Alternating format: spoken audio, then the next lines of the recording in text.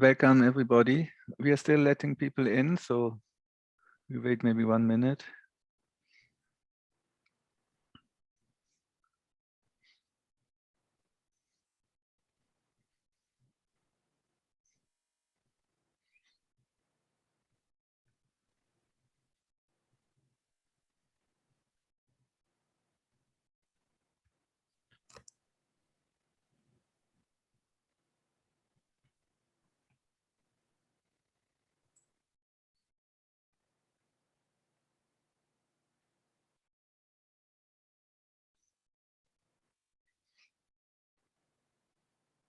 Good. So, I think people will Très continue. bien, je pense que les gens vont continuer à nous rejoindre. 547 Nous avons eu plus de 500 préenregistrations ce matin, donc je pense que plus de personnes vont nous rejoindre. To this side event at the high-level political forum on sustainable development in New York. The side event, its title is How to Achieve the SDGs Despite the Worsening Hunger and Poverty Crisis. So it seems there's a lot of interest about this important topic. Yeah, so let me just start with the interpretation so that everybody can follow. We have English, Spanish, and French interpretation. So if you want to follow in English, probably we will have only in English interventions, but maybe we have questions in other languages. So you can click at the bottom on interpretation below. Then you need to click on English. Now I request Johannes to explain this in Spanish and French so that all people can understand. Indeed, thank you, Ingen. Also from me, very warm welcome. Just to give you some technical advice and technical explanations, I'll say the same thing now in French and then in Spanish. Bonjour à tous et toutes. Bienvenue ici à cet événement parallèle. On a l'interprétation disponible en français et espagnol, et évidemment l'événement principal c'est en anglais. Si vous voulez choisir français, vous pouvez cliquer en bas. Il y a un petit monde là qui dit interprétation ou langue. Là, vous pouvez choisir votre langue préférée. Merci beaucoup. Muy buenos días a todos y todas. Quisiera brevemente compartir que tenemos interpretación disponible. Ustedes pueden hacer clic abajo. Hay una bolita, un mundecito. Ahí dice interpretación o lenguas. Ahí pueden escoger su lengua favorita para todo el evento. Muchas gracias. Thank you very much, Ingo. Back to you. Okay, thank you, Johannes. I hope this is working now. So we are here with several colleagues in New York. It's the first HLPF after COVID with face-to-face participation. One can say it's a kind of back to normal, but of course it's not back to normal. The situation of the world is getting very bad.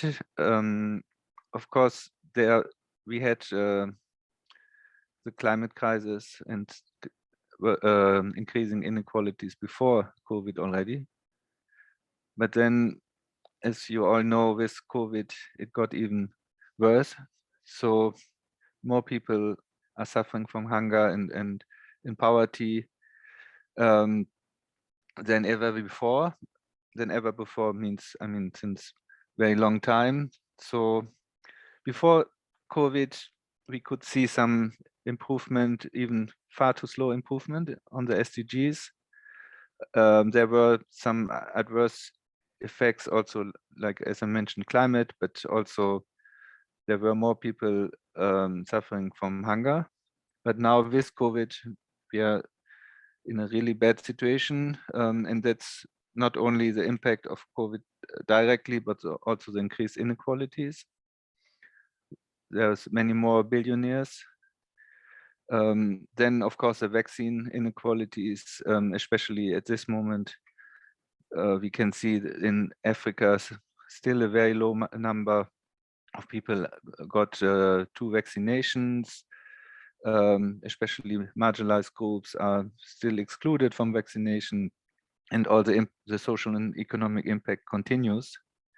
And now we have the inflation crisis for food and energy prices. Also the war against Ukraine. Of course, there are also other wars and conflict in the world. So we are really in a bad situation, and we can say we are off track for the SDGs. So we are now in 2022.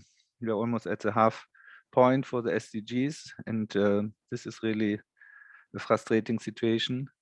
And we want to see today how we can, what can be done. Just for example, social protection. There was a lot of social protection measures just at the beginning of COVID, but they were often very short. For example, 3 months or maybe 5 months. They couldn't continue also because government didn't have enough money. This is now worsening with a growing debt crisis. At least 40 countries have serious problems about debt. We will hear about that today. And even in many more countries, there are austerity measures. So just the opposite what is needed. And it seems like the world doesn't really react to it. If we just see the G7 summit or G20 or even at the HLPF, there's no proper answer. But it would be still possible if we see all the different measures, and the financial spending, like military spending, is increased. It would be possible to have social protection for all by 2030, and it is still needed. So I just mentioned this as one key topic. Of course, there are many other topics, and we will hear from different perspectives today. So just to say that we organize this side event together with a number of co-organizers. Maybe if Pradip, if you can share your screen, that would be good. So this is now the video. Sorry if we. Pradip, can you share your screen with the co-organizer? I can share the screen, but somebody is already sharing. If I share, that will close. Yeah, so maybe I don't know who is sharing, but if we can close that. So, okay.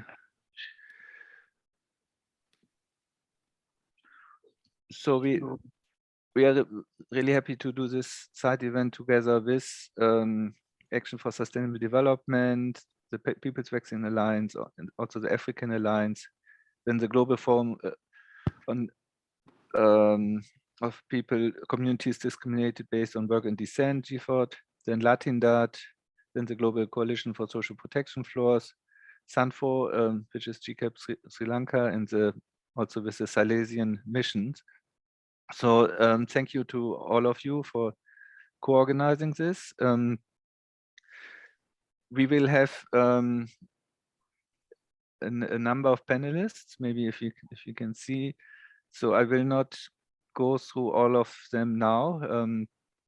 So just I want to introduce now at the beginning Marina Ponti, the director of the UN SDG Action Campaign. So she will do the keynote address, Are SDGs achievable in wake of the COVID crisis? So we will share a short video on Flip the Script before. So we also see this side event as one step to prepare for the Global Week of Action in September. So from 16th to the 25th September, we organize this Global Week of Action Act for SDGs. And we are very much convinced that we need public pressure, especially during the UN General Assembly in September, for the achievement of the SDGs and to bring the topics of this side events into the public. So as GCAP, we will organize people's assemblies at national level, also with constituency groups and at global level. So far there are 20 countries preparing people's assemblies, and the main idea is to bring in marginalized people, women, youth, people discriminated by work on descent, indigenous people, persons with disabilities into the process in a bottom-up process, so that they can formulate their perspectives, analyze the situation, and formulate demands for their governments. That will be used during the Global Week of Action, and it will be brought to New York to the Global People's Assembly in the high-level week of the UN General Assembly, which is also then during the Global Week of Action. And then finally, we will organize stunts, flip the script stunts on the 25th September, the anniversary of the SDGs, or in the days before, where we will bring these demands to the public. So we will see first the video, and so if you can prepare the video, and then we will hear from Marina the perspective of the UN SDG Action Campaign.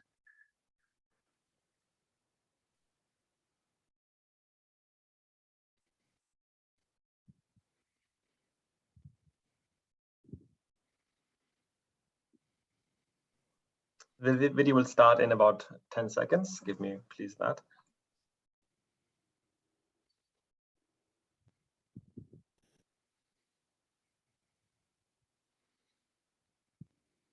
Can you hear the sound? Hello, it. Want me to go over there with you?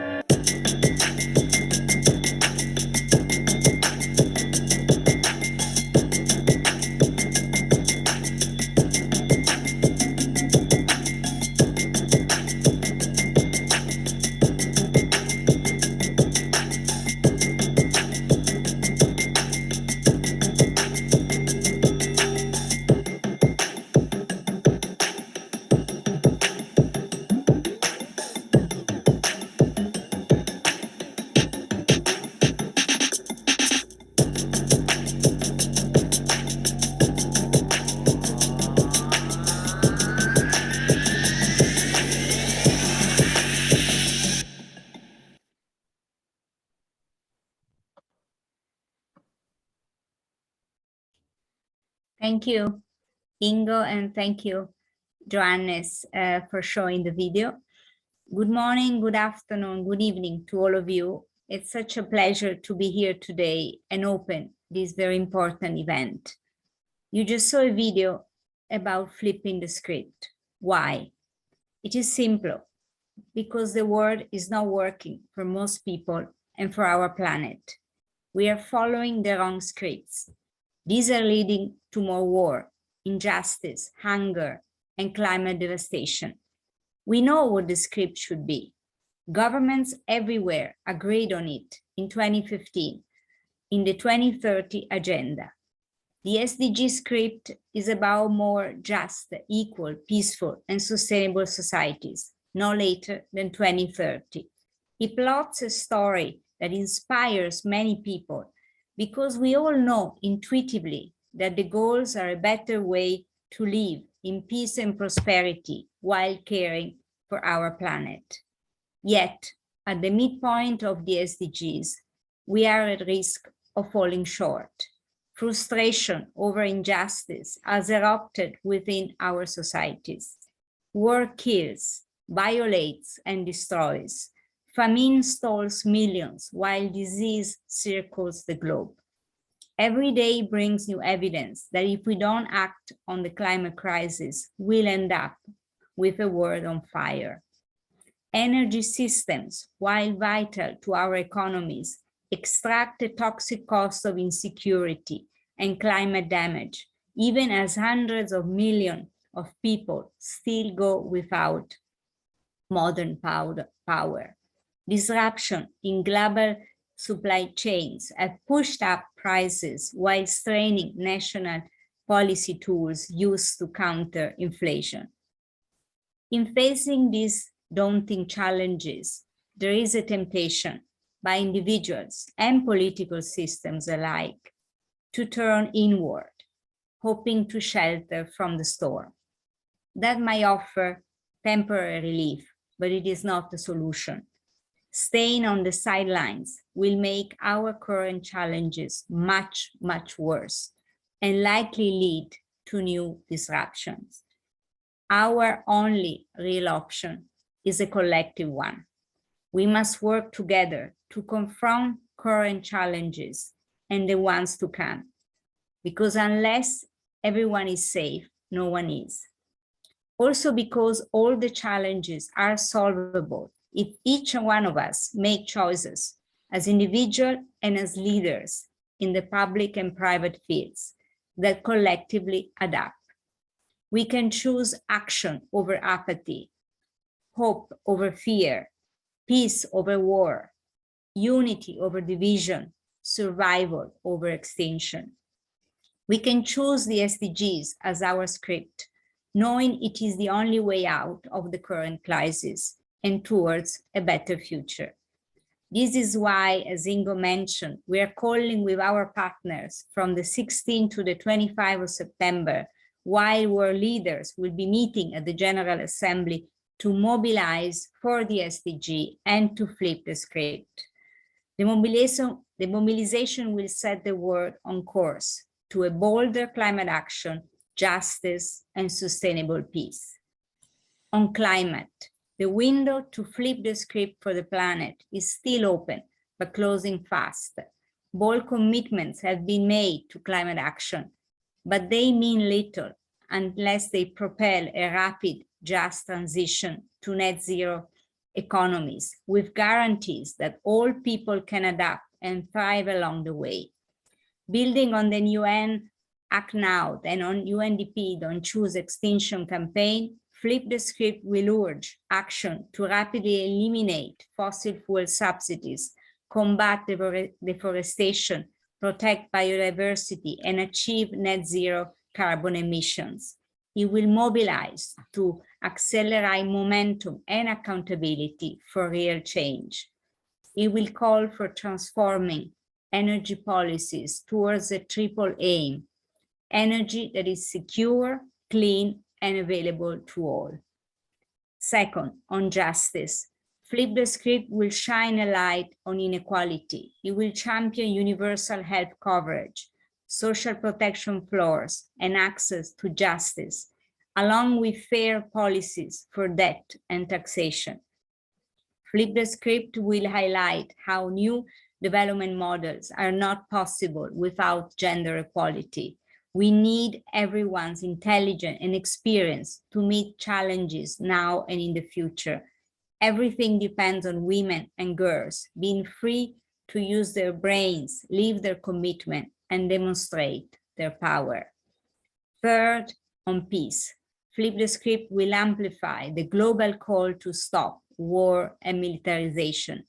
These are amongst the worst impediments to the SDGs and to human rights.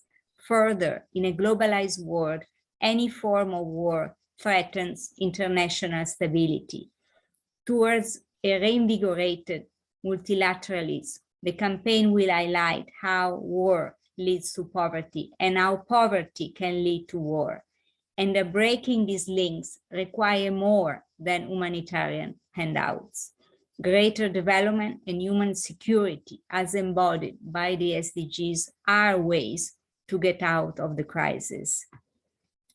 By telling a new story, we can shape a new reality, where governance is about delivering services, including social protection and stability, instead of sowing division, where leaders listen to the cry for peace, not to the drumbeat of war, where we consume what we need, mindfully, not mindlessly. By reimagining our world, we can take it back, knowing it rightly belongs to all people, not just a few. But we cannot wait. With the clock ticking on the SDG and on our future, the time is now. Tomorrow will be too late. Thank you. Thank you very much, Marina, for this very clear call, and also thank you for the good cooperation. So we will hear now from different colleagues from civil society, and we will start with Daisy Owomogasho from Action for Sustainable Development, about the achievability of the SDGs by 2030, and especially looking from a gender lens, as Marina also highlighted. So over to you, Daisy. Yeah, thank you so much, Ingo. As they've said, I'm Daisy Owomogasho. I'm a member of the A4SD Facilitation Group and also a regional director for the Hunger Project in East Africa. I've been requested to talk about the achievability of the SDGs by 2030, looking at it from a gender lens. And as we know, gender is considered under goal number 5, which is to achieve gender equality and empowering all women and girls. And we first look at why this is important and why it is essential, or an essential part of the SDGs, because we all well know that women play a vital role, and by protecting women's rights and peace, and also having inclusive societies, all can be within reach if women are given their full rights. Unfortunately, most reports seem to indicate that no country is on track to meeting the goal of gender equality, and without which none of the others will be met. And in fact, the gap in several countries is growing. As the main speaker has said, the situation was worsened by the COVID-19 pandemic, where in countries like Uganda, where I come from, we were faced by what some called an epidemic of teenage pregnancies, whereby over 90,000 girls under 18 got pregnant during this period. So now they are not going back to school. Some have forced out, some have gotten married off, and some were chased from home. So I think this is an actual fact that they've been left behind. So the second aspect is that the persistence of gender inequalities can better be understood if gender is thought of as an institutionalized system of differences between men and women, and the advantages men have over women in terms of the material resources, the power, the status, authority, and which operates sort of as an invisible hand to maintain the status quo. And this one, we've seen it persisting even from the time we started the SDGs in 2015. So in the context of the Agenda 2030, this means that not one SDG can be assumed to be free of the influence of gender on the outcomes of implementation efforts. And therefore, SDG 5, that is gender equality and women empowerment, must not be overlooked in the analysis of interlinkages between the different SDGs, as has been the case in the recent past. So to realize gender equality through the SDGs, we require a transformation in how gender is understood. When SDGs are analyzed for implementation, and in particular, how they are treated compared to the SDG 5. If we examine it this way, again, some of the reports indicate that in the last 7 years, performance has been disappointing in terms of progress, and also on the gender equality related targets, which are scattered across several of the other SDGs. So, for example, the UN 2020 SDG report identifies a number of problems in achieving SDGs. With regard to gender equality, the report says that the commitment to advancing gender equality has brought about improvements in some areas, but unfortunately, the promise of a world in which every woman and girl enjoys full gender equality and all legal, social, and economic barriers to their empowerment have been removed and remains unfulfilled. So far, SDG 5, that is gender equality, has been seriously undermeasured and under-monitored. An analysis of the indicators in the global SDG indicators database, it shows that only 4 of the 17 goals and in less than half of the 194 countries or areas have internationally comparable data. So this lack of country level data is particularly worrisome for goal number 5, whereby only on average about 4 in 10 countries have data available. So if we don't have the data, then we are not sure what we are planning or what we are achieving for gender equality. So gender equality stands out because it is so pervasive in both developed and developing countries, and over time compared to other forms of inequality. If the SDG motto of leave no one behind is to be achieved, gender equality is essential, and a much more concerted and a coordinated effort must be prioritized by international organizations, governments, and other stakeholders. All of us, we can't have business as usual. And with the business as usual, we will not achieve gender equality. So basically, I find the following statement, which was made somewhere in 2015, still applicable today. Gender inequality issues created through biological and social cultural differences between men and women are intrinsically intertwined with poverty, hunger, health, and well-being, maternal death, climate change adaptation, environment, and peaceful societies.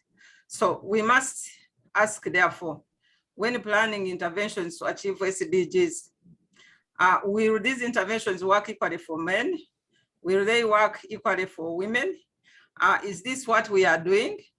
So basically what we see is that gender equality and women empowerment still remains elusive, and it has been exacerbated by the current COVID situation, particularly in the developing countries. So yeah, that is my submission. Thank you.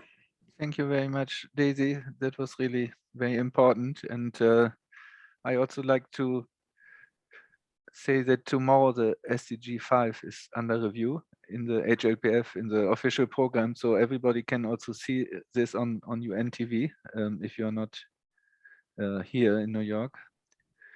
So another topic which is extremely important for the situation now is the vaccine inequality. So as GCAP, we also are part of the People's Vaccine Alliance, and I'm happy that we have Diane Johnson here from the African Alliance, also the Secretariat of the People's Vaccine Alliance in Africa, to speak about the situation, the vaccine situation. Yeah, please, Tian. Thank you so much, Ingo. Hello, colleagues. Wonderful to be here, and thank you for having us. Colleagues, just 12 months ago, the high-level political forum met with the goal of what they called ensuring a sustainable and resilient recovery from COVID-19 that puts us on track to realize the 2020 agenda.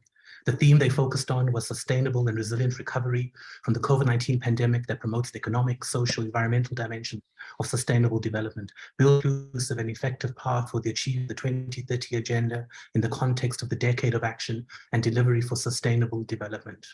So many, many words, so much jargon, far too little action, far too late. A year later, here we are on one of the most unvaccinated places on earth.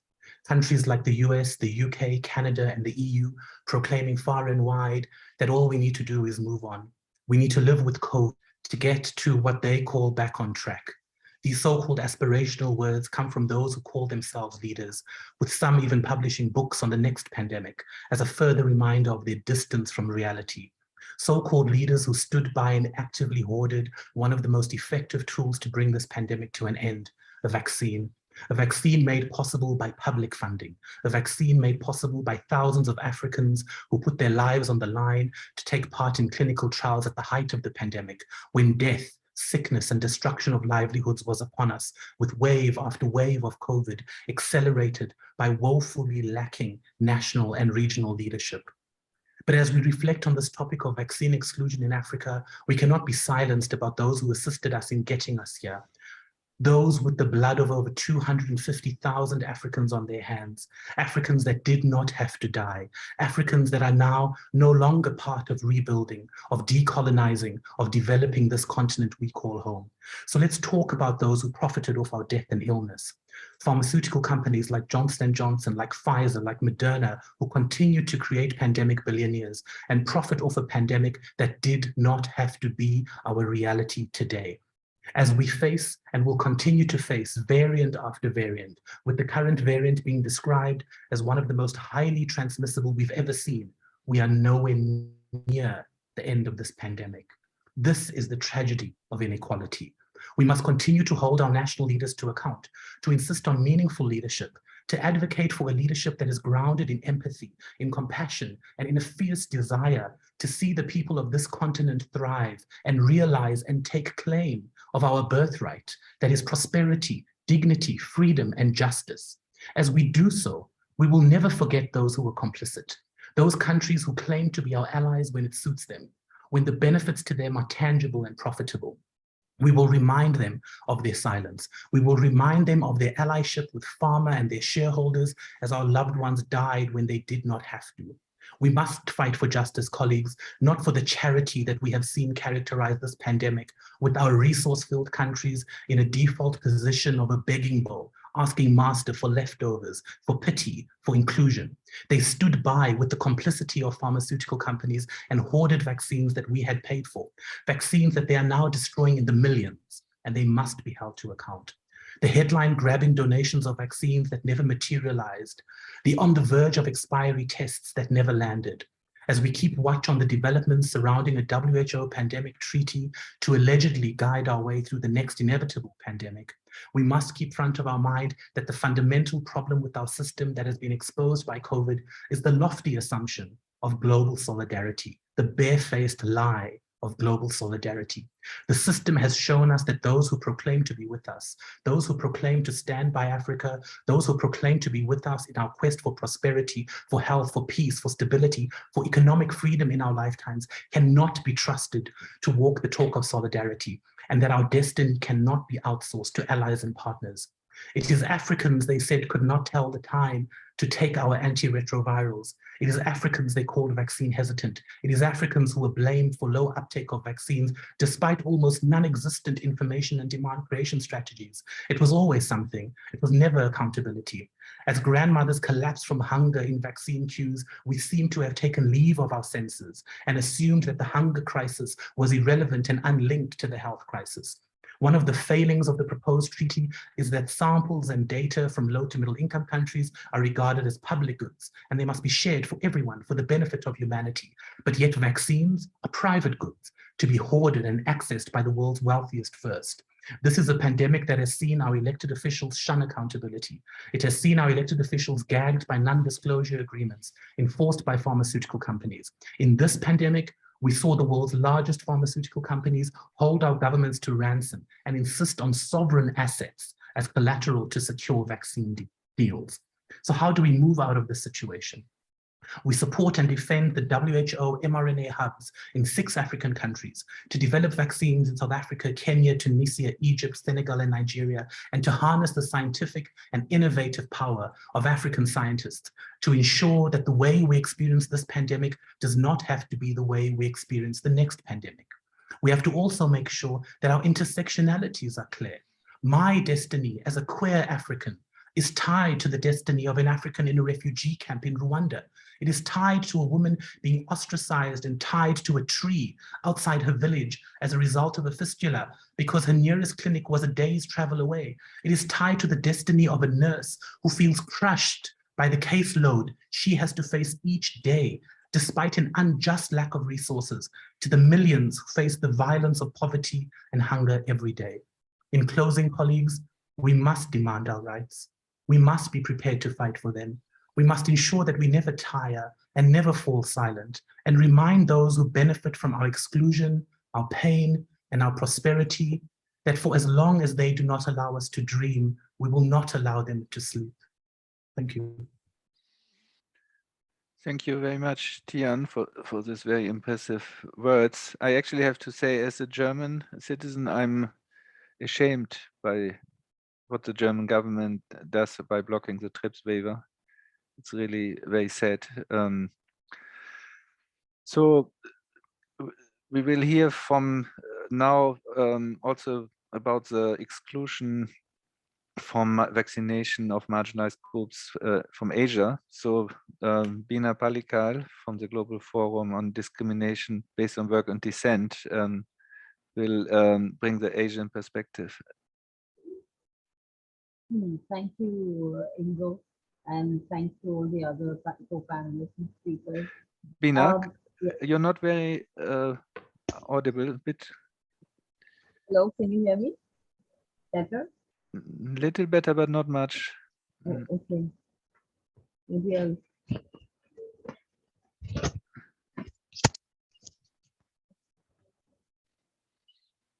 Hello, can you hear me now? Yes, it's better. Yeah, yeah.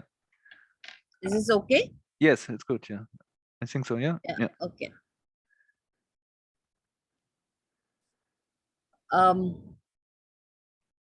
Sorry. Yeah. Thank you, Ingo.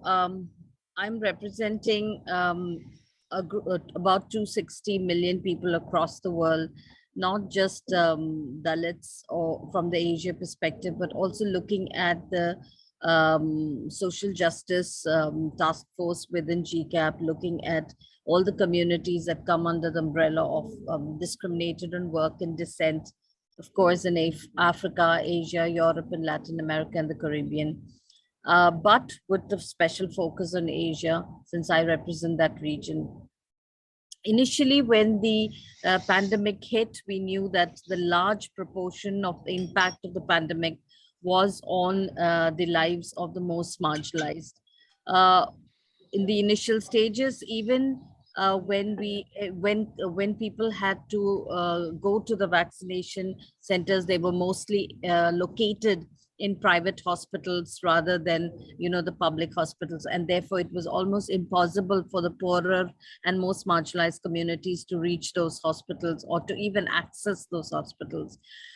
People had to register online, and there's a very small proportion of people who have access to internet or a smartphone. And so that was becoming a difficulty for many communities. So in the first phase, a lot of communities were left behind because of the lack of access and also the way the system was designed. So in the design and planning stage itself, there was discrimination. So a kind of a systemic discrimination that happened. The National Campaign on Dalit Human Rights based in India did a study the access of not just vaccines, but all the measures that the government announced during the pandemic, and it was found that only 66% of the communities marginalized on work and descent, they almost 66% lacked any kind of awareness of the fact that there was free testing and treatment. While they did announce at some point that they would be, many of the communities did not have that. And these were special measures announced by the government, but when it actually went down to the communities, they didn't have access to that. Many did not have access to the schemes announced like they were getting free gas connections. They had other schemes that were announced during during the pandemic. Almost 63% of the total population did not know or did not avail of this scheme. Another study by the Oxfam titled Securing Rights of Patients in India states that almost 20% of Dalits and the indigenous communities discriminated on work and descent face discrimination while accessing healthcare in India.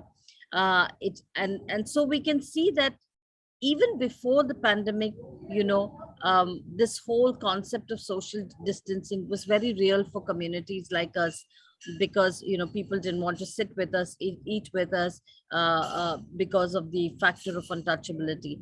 But during the pandemic, that only exacerbated, and also the inequalities that people face continued to get worse and worse as the government rolled out many of these schemes and measures and mechanisms that actually did not reach to the farthest. It was also said that almost 21%, the same study of Oxfam said that 21% of villages in India did not allow Dalits to access treatment from public health center. Many migrant workers, we saw huge groups of migrant workers moving from, from the city or from the urban to the villages, were also highly discriminated and did not have access. The high-level political forum that takes place today under the motto of Building Back Better from the coronavirus disease is, I don't know if that's a term that we can really use for the condition of many of these across the globe, many of the marginalized communities. 13% of people live in low-income countries, have been vaccinated. Vaccines also in some countries are kept and then they end up expiring, so cannot be used. Thus, this prolonged pandemic will hit women and children and other marginalized groups hardest, including the communities discriminated on work and descent. I have some quick recommendations, which are some are national, some regional, and some global. We have to push for a national social security scheme nationally, because this was so evident that people had nothing to fall back on when such a big pandemic hit them. Of course, several measures and schemes to ensure that there is cash in-kind assistance to help many communities that have lost livelihood and income security because of this. Today, more than ever, it's extremely important for states to situate domestic and international policies from the lens of the global south. States need to ensure that issues around SDGs synergies are not implemented at the cost of social, environmental, and health trade-offs. States must balance short and long-term needs across the social, economic, and environmental dimensions of the Sustainable Development Goals. And we hope that, the trip waiver that we're all talking about, that is also something that is very real. I think other panelists have spoken about it, so I don't want to go into that.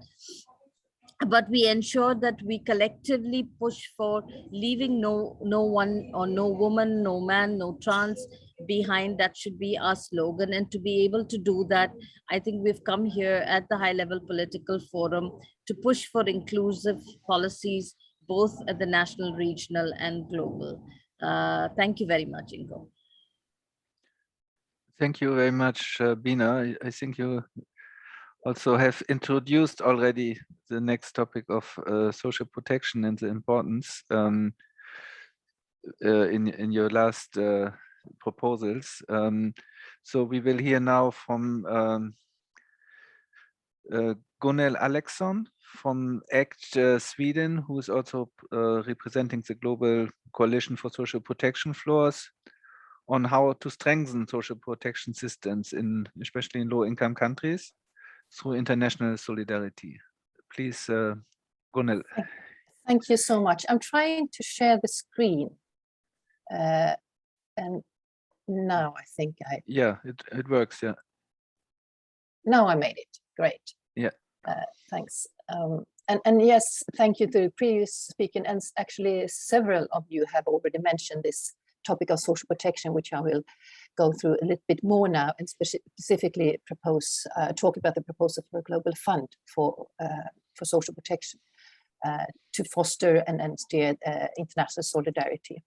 I'm speaking on behalf of the Global Coalition Social Protection for Social Protection Floors, which is co-hosting this event, but I'm also working for ACT Church of Sweden. Oops, wow. No. And then the Global Coalition for Social Protection Floor, who are we? We are a platform of over 100 civil society groups. We were formed in the support of, and at the time of the adoption of the ILO recommendation to on national floors on social protection. And we're committed to the human rights guarantees of all people across the, sorry, I'm seeing,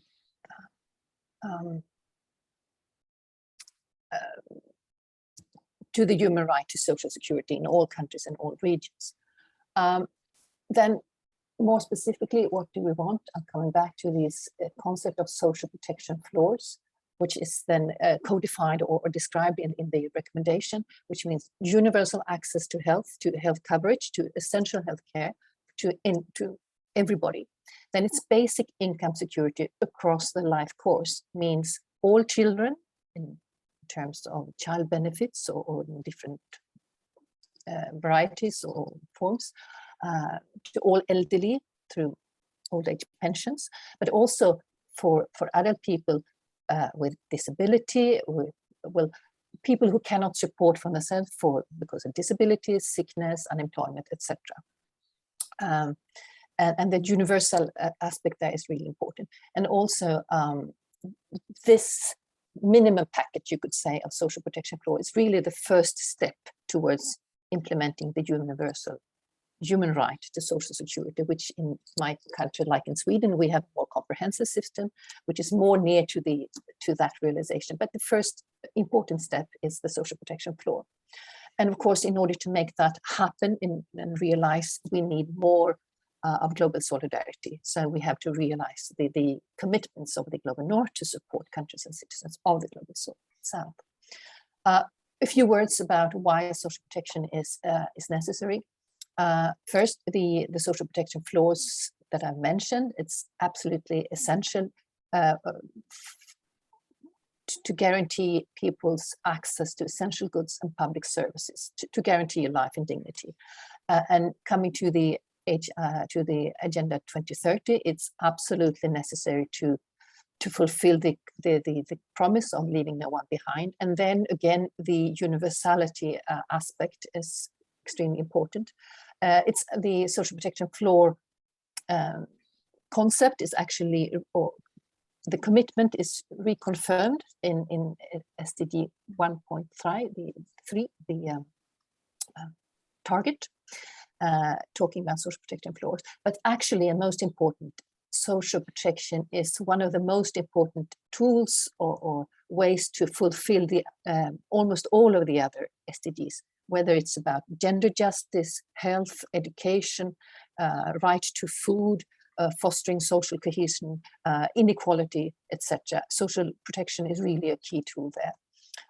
And that was made, we knew that before and at the time of the Agenda 2030 was adopted, but I think the pandemic has really been an alarm bell for countries and policymakers all over the world to show how important from the individual to the national level of having a safety net in place or not was really a matter of whether your country would cope with the crisis or not. However, today we know that less than half of the global population is covered by at least one social protection benefit, and in Africa the figures are far worse. And of course, this is serious in a situation where we see figures on hunger and severe hunger increasing very fast. Elephant in the room, of course, is about money. Is this affordable? Everybody basic income guarantee. It could sound like a dream. However, it's short answer is yes. It's really a matter of political will rather than lack of money.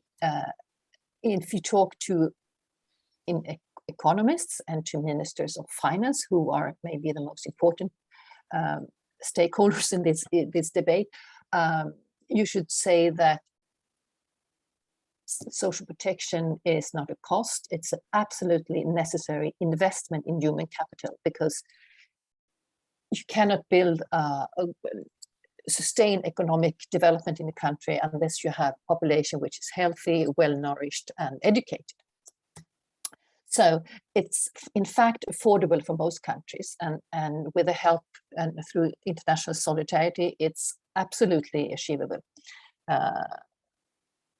There is some maybe 10 to 15 countries where there is a clear need for long-term international support. But of course, international co-financing and other forms of support is necessary also as the starting of building up the systems.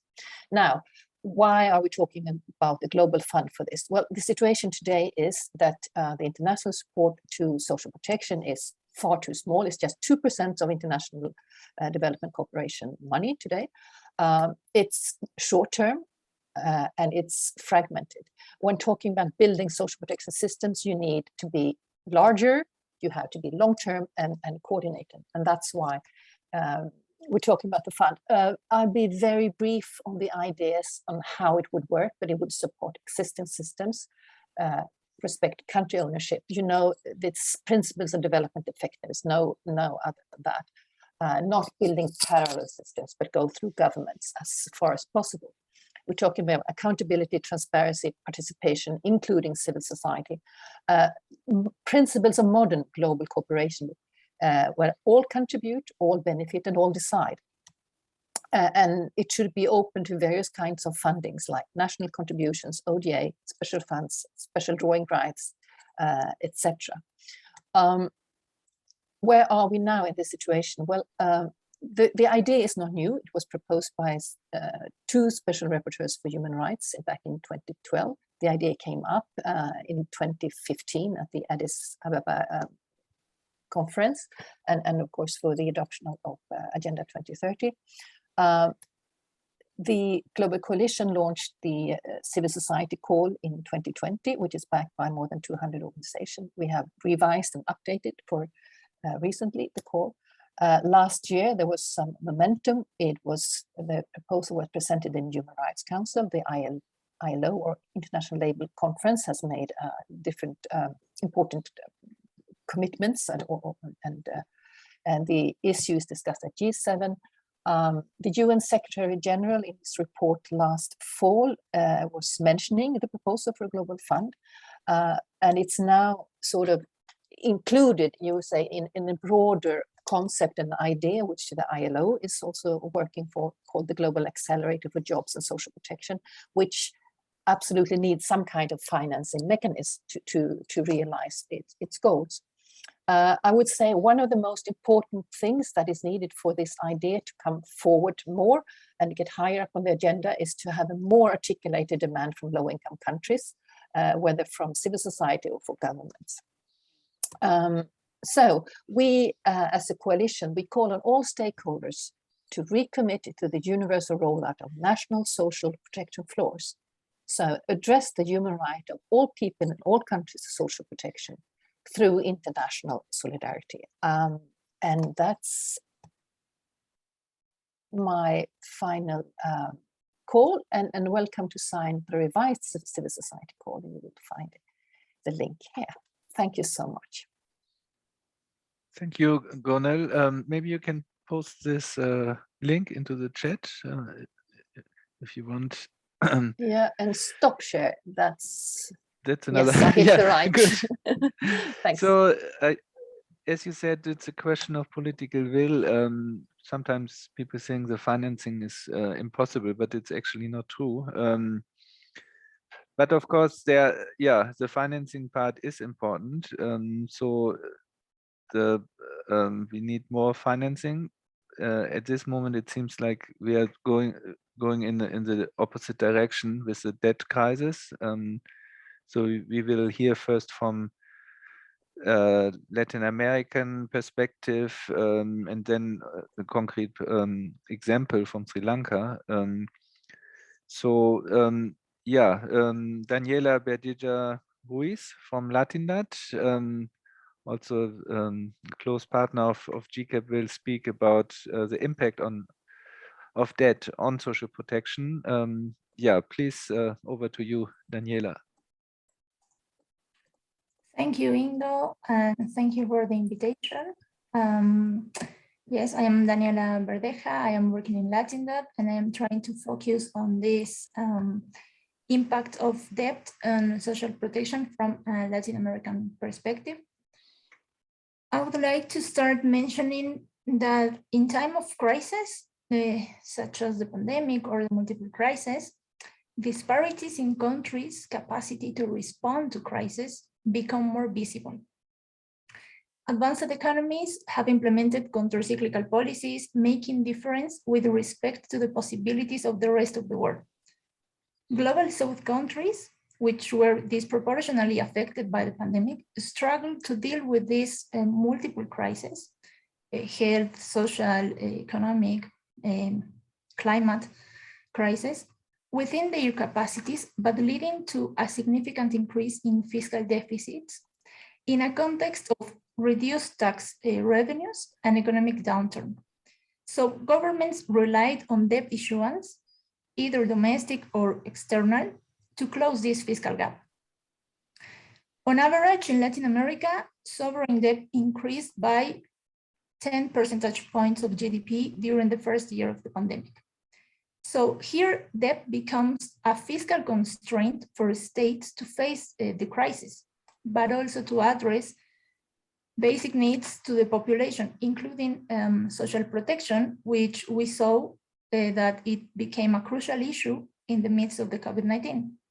So to give you an insight into the available data, the social security coverage rate in Latin American countries are on average 15% of the population, which means that less than 2 out of 10 Latin Americans are covered by social security.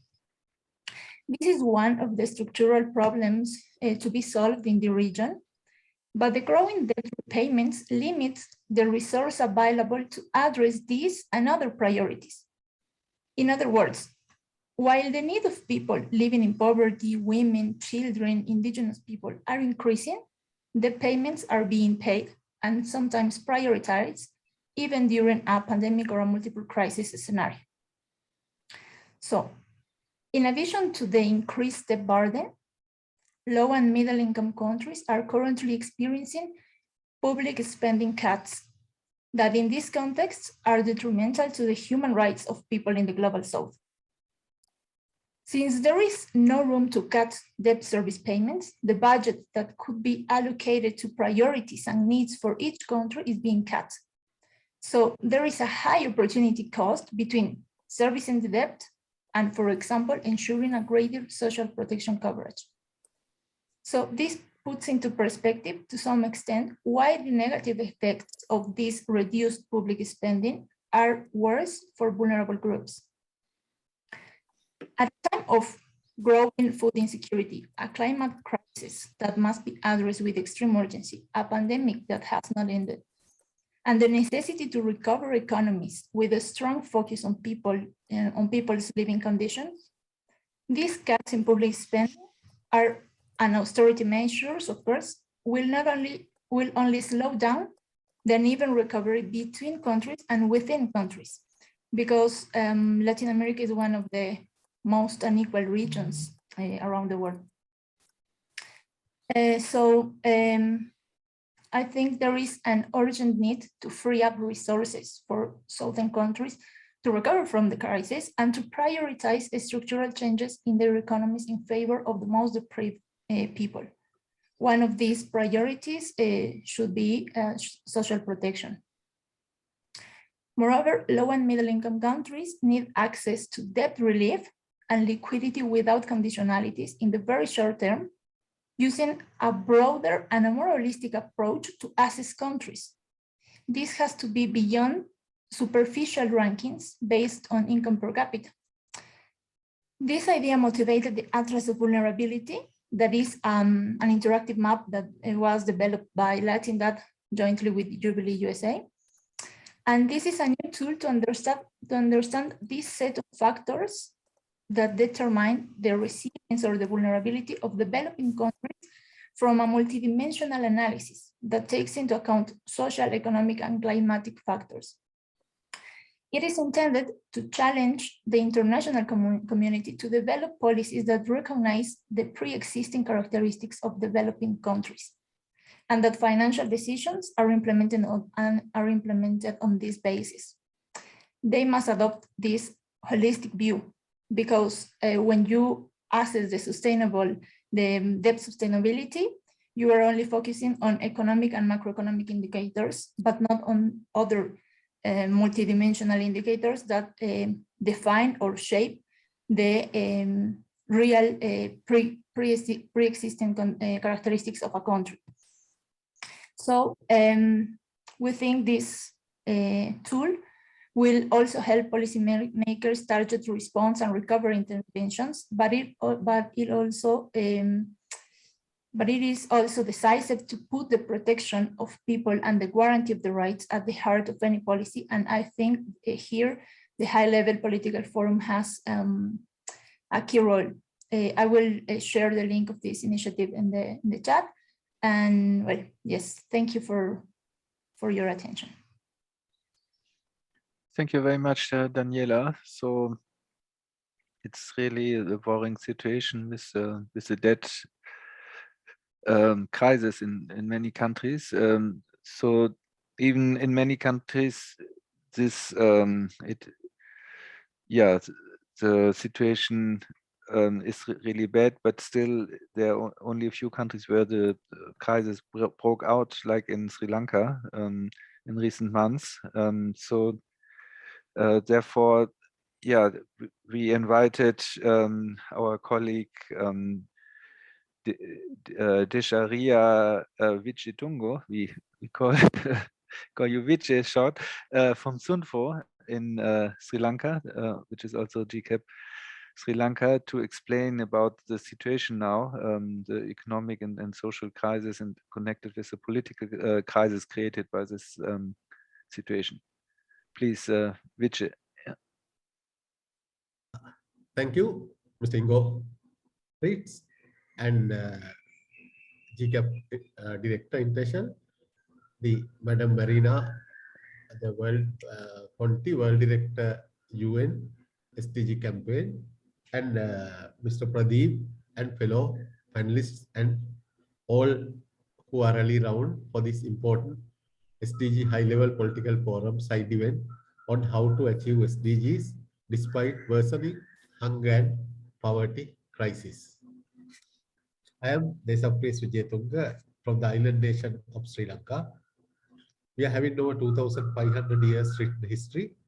My country, then named as Ceylon, fell under Portuguese and Dutch influences in the 16th century. It gained independence in 1948 after nearly 150 years of British rule. In 1972, my country became Democratic Socialist Republic of Sri Lanka. After the independence, we faced two youth uprisings in South in year 91, 1988 and 89 due to the poverty, inequality and social marginalizations. Again, we passed a period of 30 years named as the Asia's longest internal war and internal conflict originated from northeast, led by youths belongs to the Tamil nationality for a separate administration. That war was ended in 2009. All above claimed lot of lives of especially youths, property and heavy damages to the economy. If we go to this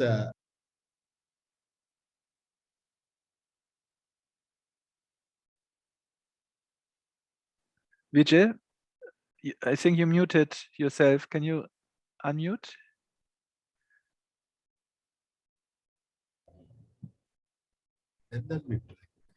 Okay, we can hear you now. Yeah, it was not here.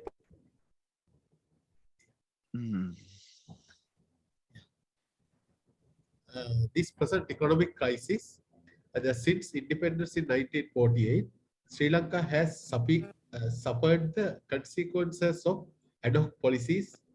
However, recent policy changes such as undesirable tax cuts, bans, and subsidies, coupled with the lack of a national policy, long-term plans, and political commitment for implementation have left the country crippled.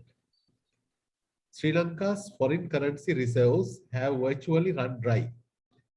In May this year, it failed to make a payment on its foreign debts for the first time in our history. Huge piles of foreign debt, series of lockdowns, soaring inflation, shortage in fuel supply, fall in foreign currency reserves, and devaluation of currency has adversely impacted the country's economic growth. Now it is reported economic growth of Sri Lanka as -7. So the banks and financial institutions that letter of credits opening from banks in Sri Lanka now not accepting internationally due to shortage of dollars in the banks. All goods importation included fuel, gas, coal, etc. heavily affected because of that.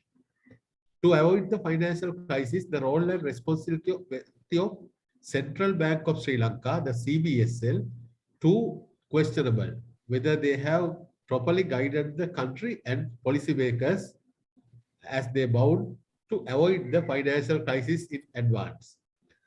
Decisions to liquidate 5 financial institutions taken a few days ago, with their named as failed companies, including Sri Lanka's first pioneer finance company named as the Finance Company PLC, established even before the independence and even before the establishment of CBSL, and taken over by a cabinet decision and entrusted to the central bank to supervise and administer it. This is giving a wrong signal of the stability of licensed finance companies and banks registered and supervised by the Central Bank of Sri Lanka. Because of this, as finally depositors and all stakeholders are in trouble, as well as the financial stability and the system. High inflation. Sri Lanka's headline inflation 45.30 and core inflation 37.7 by May 2022. Inflation hit all goods and services prices, skyrocketing. Sri Lanka external debts reached over $50 billion at present. As government continues printing money, the Sri Lanka rupees, it's devaluing our money drastically. Fuel, gas, food, transport, and all prices going very high, and all affected severely. People, industry, etc. Then the education, health, industries, constructions, fisheries, agriculture, plantation, transportation, tourism, and all other services badly affected, and many are almost collapsed. Now, today, if we go specifically the food crisis, today we faced worst food crisis. Cash-strapped country tries to cope with its worst financial crisis in decades. Sri Lanka is a developing economy based largely on agriculture, services, and light industry. Agriculture accounts for approximately 21% of the gross domestic product (GDP) and employs 38% of the workforce directly and indirectly. The policy blunders by the Sri Lankan state have adversely affected the food security of the country. The Sri Lanka food security impacted by flawed economic policies. Food security is a crucial aspect that possesses long-term socio-economic impact on the development of a country. You may agree with me. The rate of malnutrition, especially children and mothers, increasing week by week. Today, the Sri Lanka is experiencing food insecurity in two ways. Firstly, the escalating human unrest, protests, and long queues for food. Secondly, the extreme dependency on foreign countries and donors for credit and aid for our main food.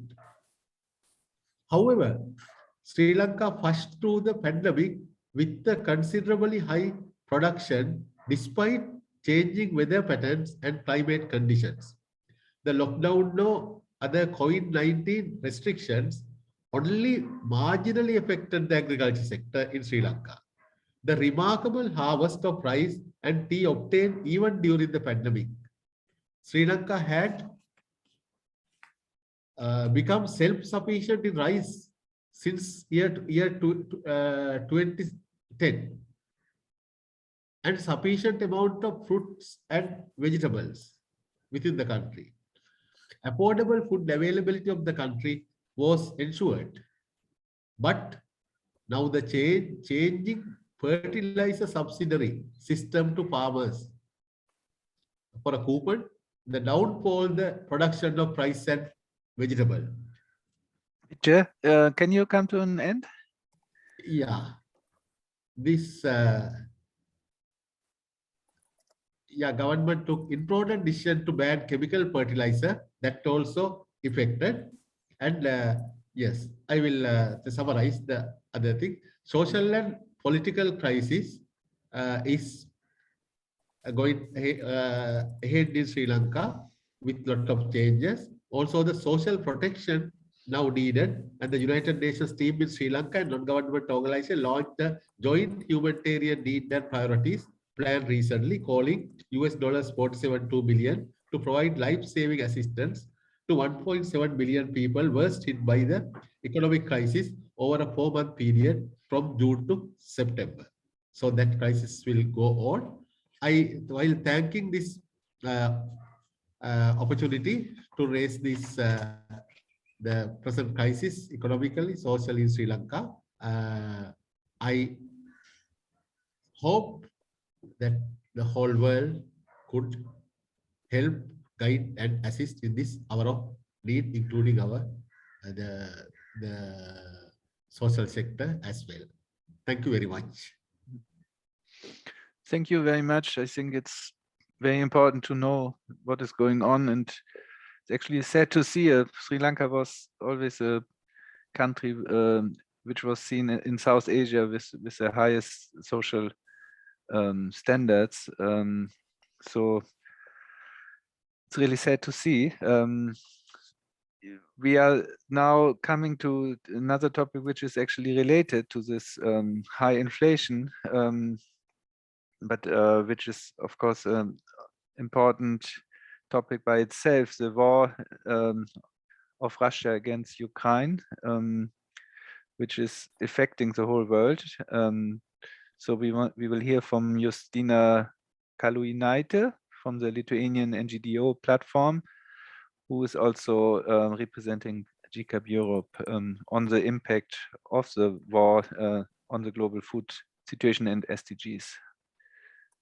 Thank you, Ingo. Thank you, everyone. I hope you can hear me, and I will try to be very precise, right? It's never easy to talk about the war in 5 minutes. Yes. But my main focus today would be maybe to just deeper the connection. I mean, how the war in Ukraine impacted the food situation in the world. Of course, you know, the food crisis or the food shortages didn't happen in the vacuum. Then Ukraine war didn't happen in the vacuum. We had the COVID pandemic, the previous challenges, right? So, but we see this high escalation in the high rates on poverty, accessibility, and affordability of food in the last 4 months. Ukraine is also known as the breadbasket of the world, and that's why when the war started just a couple of months ago, 4 months ago, there were challenges we faced now and we're facing now and we're gonna face in the near future in the unprecedented scale. So our call for civil society is only that the joint actions and solidarity by every country could cope with this. What we see now today, and I think the war is terrible, right? Every war is terrible, but it also shows how deep interconnected world we live in, how close we are to each other, no matter where we are from, right? I'm from Lithuania, basically just next door to Ukraine, but if we talk about the fertilizers prices, right, as the skyrocketing in Lithuania, it's the same, we talk about the same with the colleagues in Kenya. So this is the reality we have. Nothing is too far, right? So the solidarity action should be addressed by all of us.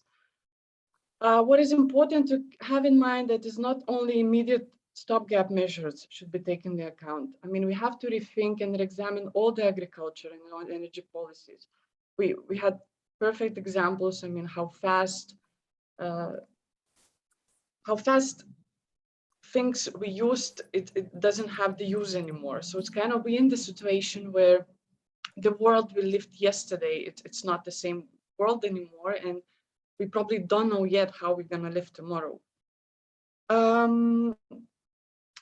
Why Ukraine and Russia, right? Ukraine and Russia supplied 1/3 of the world's wheat. I mean, when the war launched, it directly affected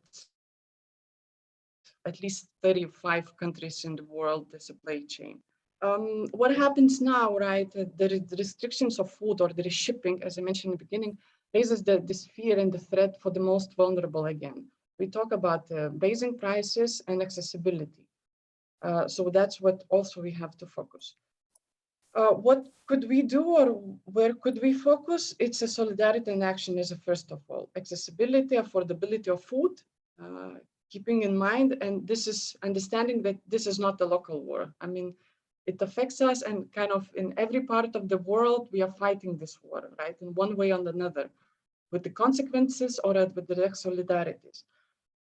Prevent and protect vulnerable. You have to address this in your country.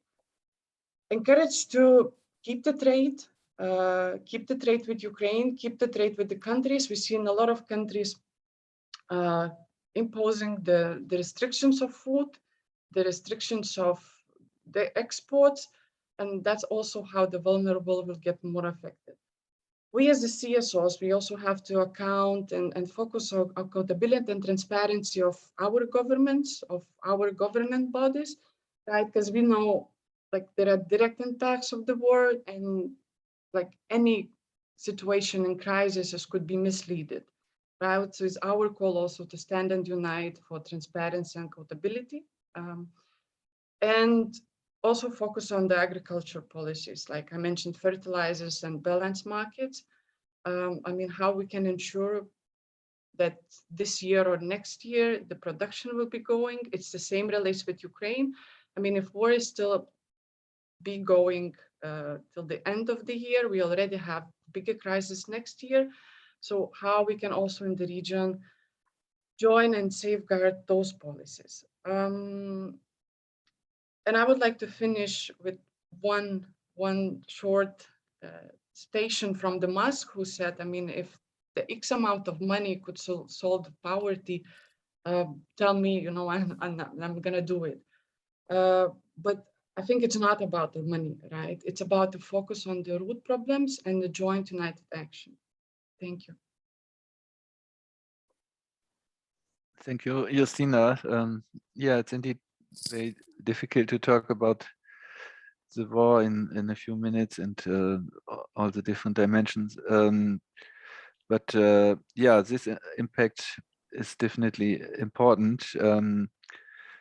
And I see from the chat that people are really very active. It's also really good to see the participation from all over the world, from the different countries. And it's important to analyze together this impacts and connections, and that is actually one of the strengths of GCAP, that we want to bring this together, and we are very happy about all the different co-organizers. So we have now a few minutes left for feedback or inputs from a few participants. If we can limit to 2 minutes, we will hear some of you. Can you you can raise your hand if you want to speak. So let me see whether there's anybody.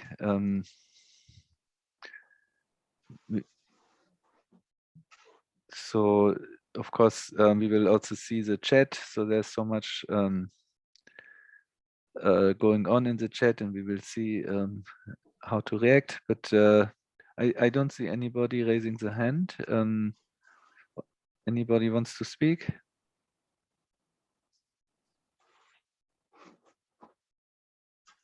There was so much input. Yes, I see Nawal Yaswani. Please,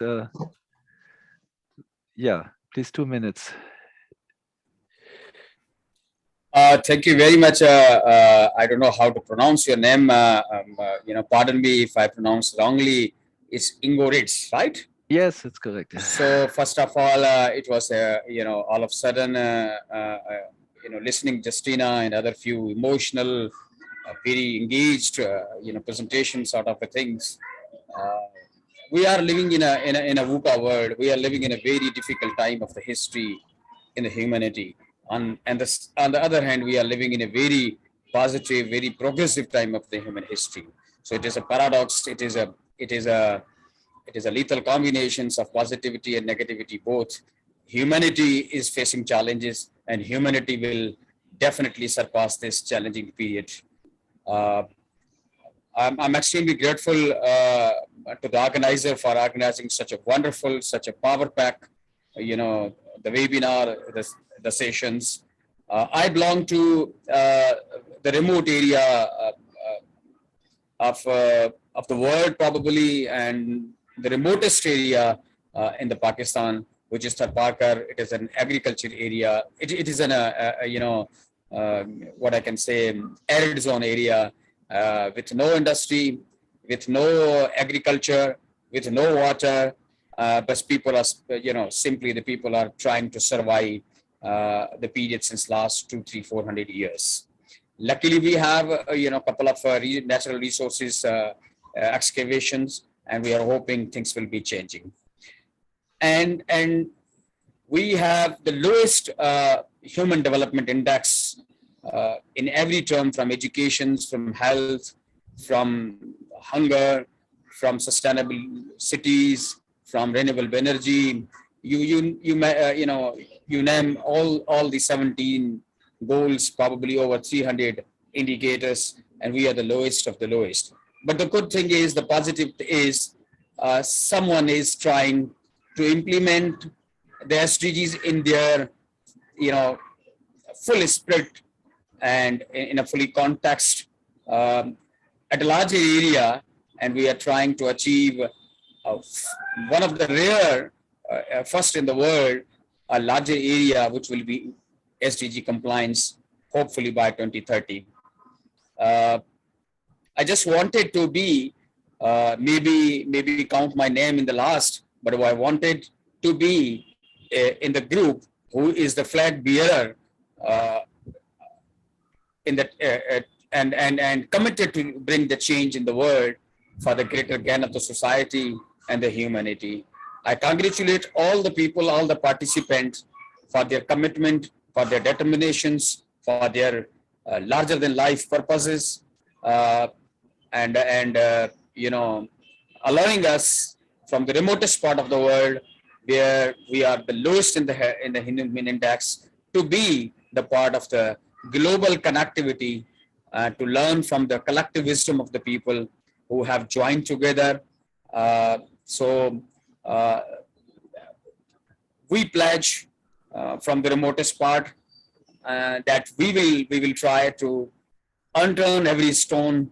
We will try to contribute the maximum and to come out of these situations, it's not only the Ukraine, it's not only the underdeveloped countries who are facing with the rising inflations, with the rising fuel power, with the shortage of the electricity in other parts. So these are the challenges. And thank you very much. the last one line, allow me the last one line, the last one or two lines.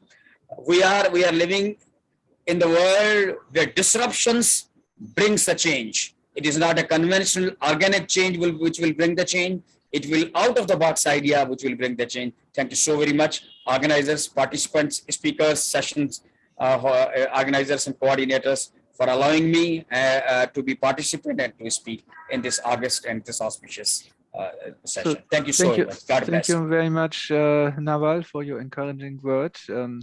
So we have now 3 people still the hand raised. Probably we are not able to cover all of you. The next one is Omar from Senegal. If you can keep your intervention short, then maybe we have one more afterwards.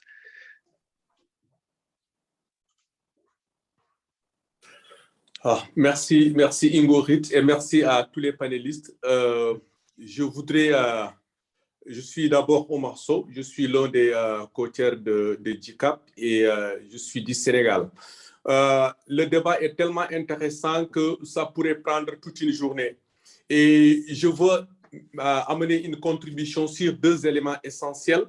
La question de l'accès au vaccin. Je pense qu'un des panélistes a souligné cette importance et vous comprendrez aujourd'hui que la discrimination, elle est tellement profonde, elle n'est même pas au niveau des personnes parce qu'elle est institutionnelle. Il y a des industries pharmaceutiques qui détiennent ce monopole et qui empêchent en réalité d'autres pays d'en bénéficier. Et en réalité, nous devons parler de la souveraineté pharmaceutique parce qu'en réalité, si les pays n'arrivent pas à produire leurs propres vaccins, ils seront toujours dépendants des autres pays. Ça, c'est le premier élément. Le deuxième élément, c'est en réalité la crise en Ukraine.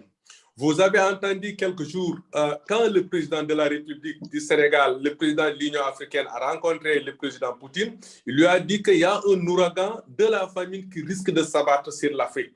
Et cela est une réalité aujourd'hui parce que nous assistons en Afrique la flambée des prix, la fin des stocks, donc une crise qui ne dit pas son nom et qui est là et qui interpelle tout le monde. Alors, ce qui veut dire qu'aujourd'hui, pour être très court, il nous faut une solidarité, une grande solidarité, et cela interpelle tout le monde, que ce soit la société civile, que ce soit les chefs coutumiers, que ce soit les religieux, que ce soit les activistes. Il nous faut agir parce que sinon, le monde est en train quand même d'aller droit vers au mur, et cela nous interpelle, nous tous. Voilà donc quelques éléments de contribution que j'avais à apporter vraiment sur la parce que le temps n'est pas tout à fait élastique. Je vous remercie.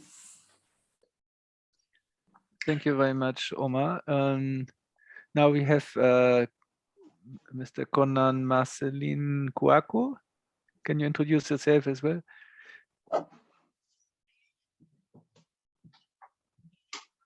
Oh, yes, please. Oui, allô? Yes. Oui, vous m'entendez? Oui, merci. Yes. Oui, je suis donc docteur Kouakou Konan Marcelin. Je suis de la Côte d'Ivoire, la République de Côte d'Ivoire. Je suis le président du conseil d'administration d'une ONG Afrique Espoir. Ici, je voudrais exprimer ma joie d'avoir participé donc à ce panel, remercier les panélistes pour leurs contributions, pour les brillantes présentations. Je voudrais juste, puisque le temps est court, ne pas m'attarder sur le point qui vient d'être développé par mon ami du Sénégal, sur l'aspect de la crise à Corona. Nous avons vu un peu ce que cela a failli coûter à l'Afrique. Et d'ailleurs, je peux dire que les choses continuent de ne pas être gérées de façon optimum pour que notre santé soit préservée. Mais c'est une problématique que je voulais poser aux Africains aussi, parce que nous pouvons attendre que nous recevions de l'aide, nous recevions de l'assistance et tout cela, mais je me pose souvent aussi la question de savoir quelle est notre réaction par rapport à toutes les situations que nous vivons ou aux situations qui se présentent au monde entier. Quand on parle de conflit, de guerre, parce que quelqu'un l'a dit, un des panélistes l'a dit, la guerre entraîne la pauvreté aussi peut entraîner la guerre. Lorsqu'on parle de santé, c'est l'Afrique a ses différents problèmes de santé, problèmes de pauvreté, problèmes de guerre. Mais qu'est-ce que nous faisons?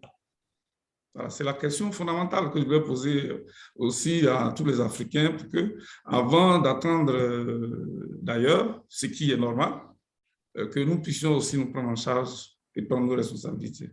Merci beaucoup. Yes, thank you very much. And that's indeed very true. So we are at the end of the 1 hour and a half, and also other sessions will start.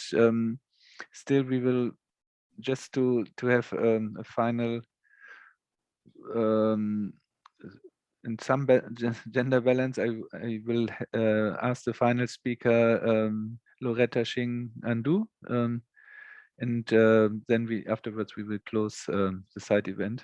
I'm sorry for Gael and Trilog that we couldn't have the time. If you can write your message in the chat, that is welcome. Please, Loretta. Hi, thank you so much. My question is very brief. I want to also just thank the people that have taken time to speak. I think this has been a very insightful session. There's a lot that I have learned personally. I think someone did talk about how COVID-19 has had a huge impact on countries attaining the SDGs and just in our quest to attain the SDGs. Now, my question is, especially to the people that are in this, I think maybe you could try to answer it, but like, my question is, what are we doing to prepare for future calamities like the COVID-19 pandemic? Because if we're going to say that the pandemic has taken us 10 steps backwards in our quest to achieving the SDGs, then what measures are being put in place to prepare ourselves for certain and unforeseen circumstances that might come in the future, especially for a person like me who's coming from a developing country. We've seen the effects of the COVID-19 and they've been very, very sad. So now, what should we do? What should we put in place? Because it's not enough to ask our governments, our leaders to step in, but even at an individual level, what should people do to help in attaining the SDGs and just prepare for the future that is unknown?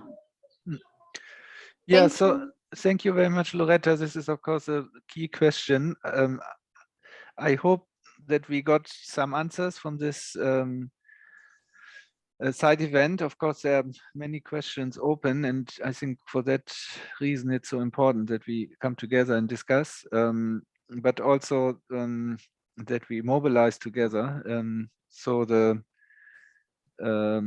Global Week of Action in September, Act for SDGs, as we mentioned at the beginning, from 16th to 25th September, is the opportunity to mobilize, and I see so much people here who want to be active, and I think that's good at local level, at national level, but also to connect globally, because that gives strength and importance. So I really invite you to go on the website. I put the website in the chat, and especially to see this stand, the Flip the Script stand. If we have this in many countries, then we can send a powerful message to the world, to the public, but also to the UN General Assembly. So I very much invite you to join. Please contact us for further information and cooperation. And I like to, again, sorry to those people who raised their hands and we cannot take you. I see some more people join now, but unfortunately that's not possible now, but happy to continue in other places. I would like to thank all the speakers for your contribution. It was really very a lot to learn, and I like to thank all the co-organizers for doing this together. I like to thank all the participants, and of course special thanks to the interpreters. That's very important. And then a final thank you to my colleagues, Johannes, and especially Paddy Baisak, who basically coordinated this side event. Thanks to all.